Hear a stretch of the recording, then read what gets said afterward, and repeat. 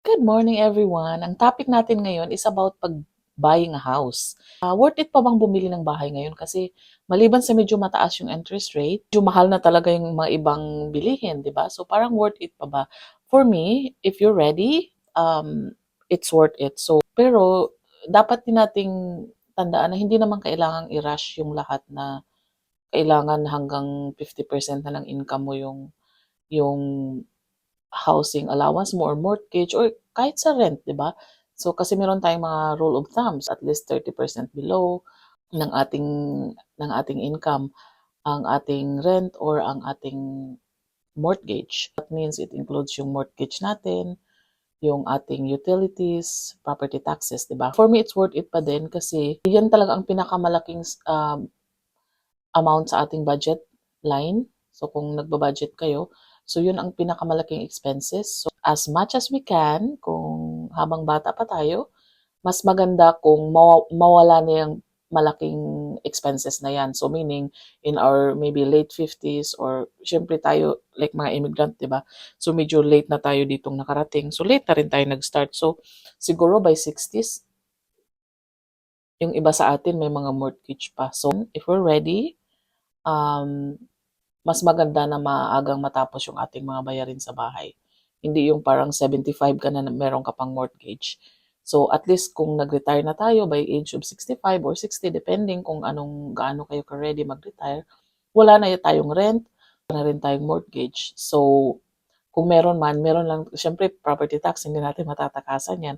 So at least meron tayong equity sa ating bahay, buo na, bayad na siya. So kung if in case na we're ready or health-wise, medyo healthy pa tayo, so pwede pa rin tayong tumira sa bahay natin or kung hindi naman pwede naman nating ibenta yon. Nung una naming bili ng bahay dito sa Canada is medyo house poor talaga kami, to be honest.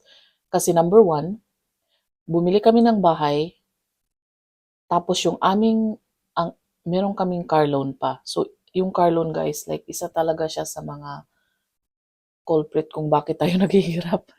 Sa totoo lang, mga 12 dollars lang yata ang sweldo namin or mga $15. Tapos yung bumibili pa kami ng mga car na mga brand new, yung mga ganun, like hindi bili like utang. Umuutang kami, like we're so financially like illiterate talaga, walang alam. So, mga ganun lang yung mga sweldo namin, like $15, $16 per hour. Tapos yung mga inuutang namin car is like 30,000. Tapos, hindi pa kami natuto, no? Like, pangalawang car ulit, nag-SUV na kasi syempre, pinagbintangan yung anak kasi, Yun. na may anak na or nabuntis ka. So, kailangan bigger car, parang ganyan. Like, alam mo yung mga ganun.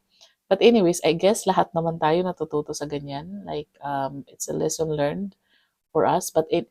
So, car definitely, like, definitely, as much as I can, hanggat magagamit ko yung lumang car ko. By the way, yung car ko is like 2014 pa.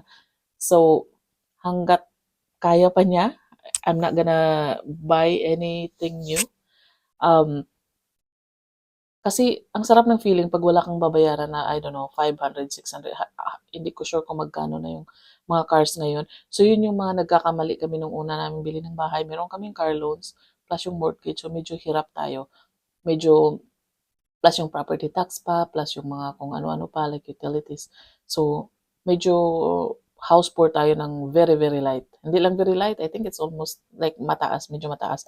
Plus yung sa Ontario pa kami noon, so medyo mahal din ang mga bahay doon. So, medyo natuto na tayo ng konti. Nung bumili kami ng pangalawang house namin, binenta namin yung nag-move out kami ng Ontario. Pumunta kami dito sa Maritime, sa New Brunswick. Hindi na kami nangutang ng car. Like, wala kaming car loan. At least kung anything na may mangyari or emergency or something like that, at least kaya naman natin kasi um, nung bumili tayo ng bahay, nag-down tayo ng more than 20%. Parang ganyan. So, wala tayong insurance kasi pag less than 20%, meron kang CMHC na binabayaran.